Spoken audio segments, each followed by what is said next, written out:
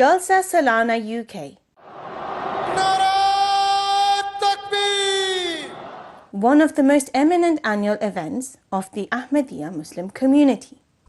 These beautiful pictures are hosted in Hadikatul Mahdi, a vast farm which lives and breathes as a farm all throughout the year. It produces milk,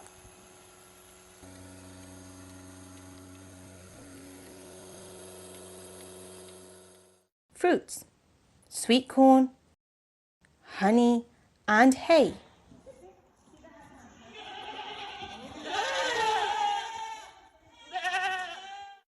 It rears cows, goats,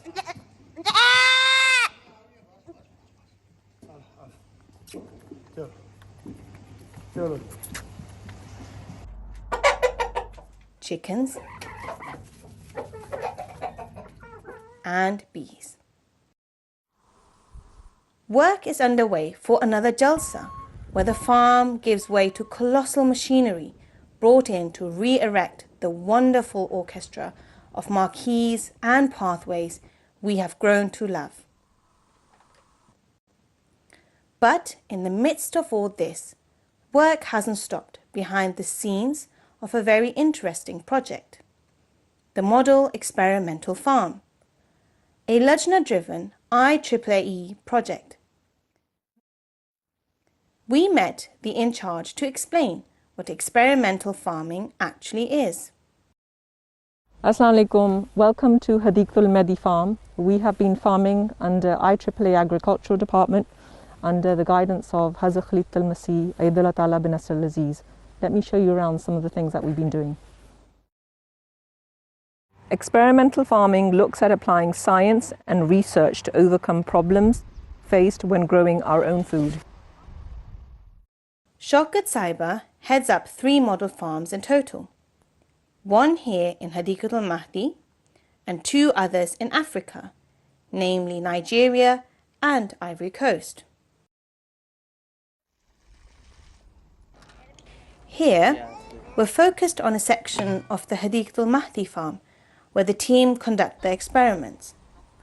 The team first put up the fencing and then laid down a water supply as the very basics to get the farm going.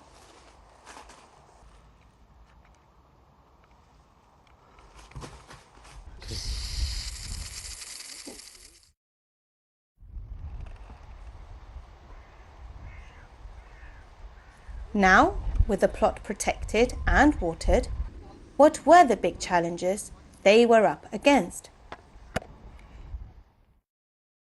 Last year, the farm faced challenges with the soil. Those who have attended Jalsa UK know the problems faced with this soil. When it's dry and sunny, you will experience dry, rock-hard or dusty soil. Or when it starts raining, you would have noticed that it turns muddy for a very long time, almost like a plasticine consistency. Both things plants don't really like. So a quick fix for this has been adding nicer compost on top.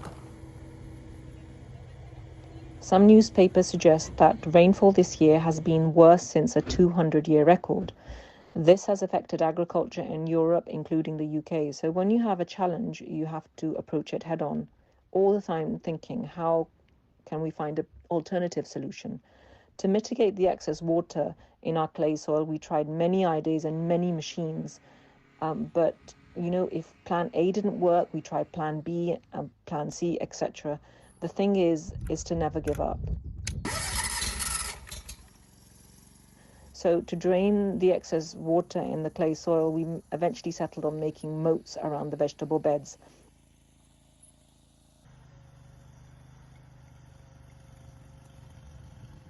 And we could see the water draining instantly.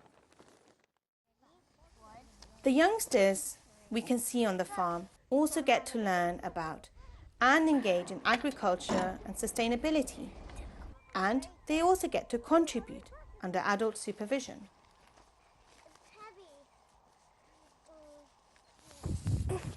So this is Hadikatul Mahdi soil, dug up from the ground. As you can see, it's grey, which means it's got clay in it.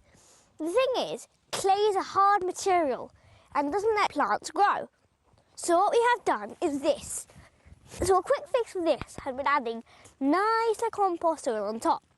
Thing is, if you can see very, very carefully, this soil is very dry. And this soil down here is very wet. It's a big contrast too. So what we've done is we've created moats, which are like channels, which drain water into this reservoir. The IAAE chairman, Akram Ahmadi, keeps a close eye on progress and discoveries made here. I was so impressed with the work that has gone on up to now, and it continues to go through. So I hope this will be an excellent pilot project, which we are then going to replicate in Africa. And through this, baskets of food will come to fruition, and we will then be able to feed not only Africa, but even Europe through this works. Hazur also mentioned there is vast lands available in Africa which are not being utilized. Part of the reason is its irrigation, its water, and that is what we hope to bring through our projects, so that they can utilize this vast pieces of land in Africa. And through our works, through the pilot studies that we are doing here, we are going to transfer this to Africa and then start growing so that Africa becomes self-sufficient in the first place. To help us better set up infrastructure in Africa, we trial on Hadiqat al-Mahdi farm first.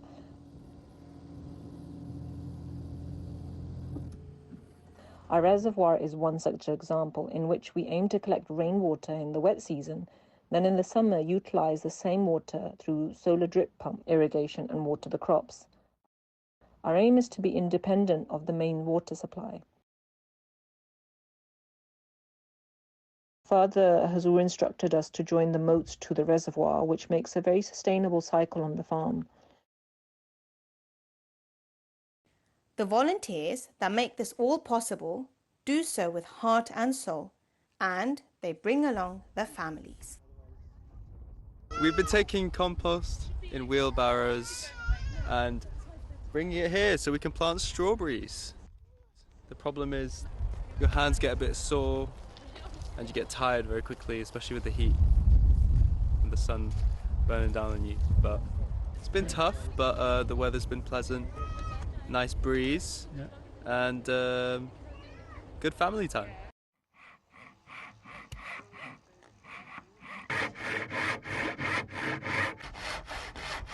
Now we're just cutting out a piece of wood just to lay out a flooring for the shed, because obviously right now all of the equipment's just kind of sprawled out there and we need to make sure that it's safely tucked away. So it's a very good workout. I was telling my brother he's not going to need to go to the gym this week. He's going to get all of his exercise done right here.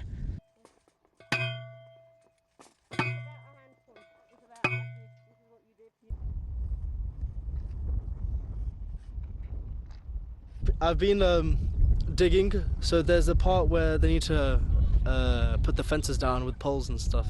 So in those areas, there's a certain amount of gap which I have to dig and make sure it's a straight line and make sure they're able to be placed neatly and evenly. No difficult really, just a couple of blisters, nothing serious. Just because of the heat of the iron shovels. But I got the hang of it at the end of how to properly hold it without getting any blisters.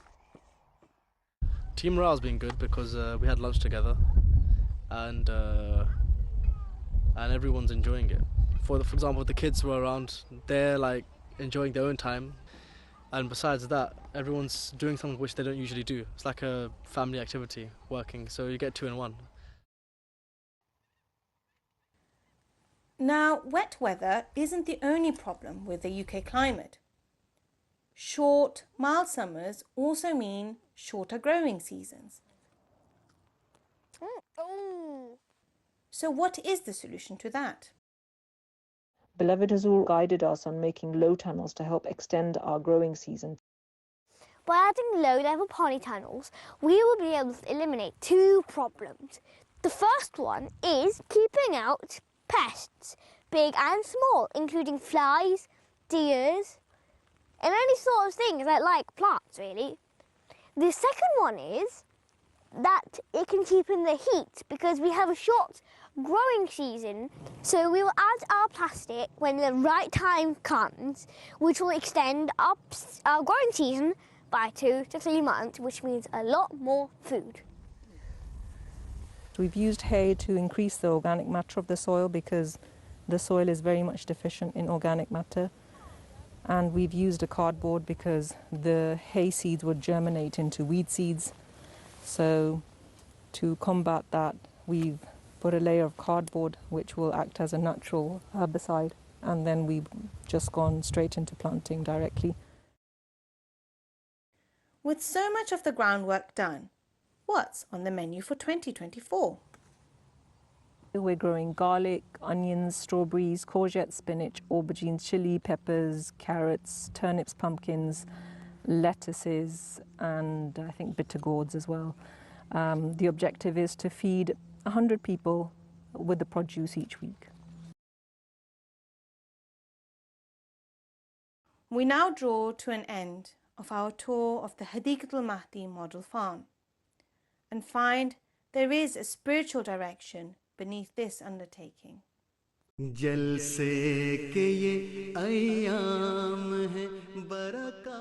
So we are very lucky to be working under Hazrat Khalifatul Masih V, who is also an eminent agriculturist. It is Khalifat's care for humanity that the agricultural project started. Allah bless beloved Hazur's vision to serve humanity, and may Allah guide and inspire men and women all across the world to help fulfill Khalifat's endeavors.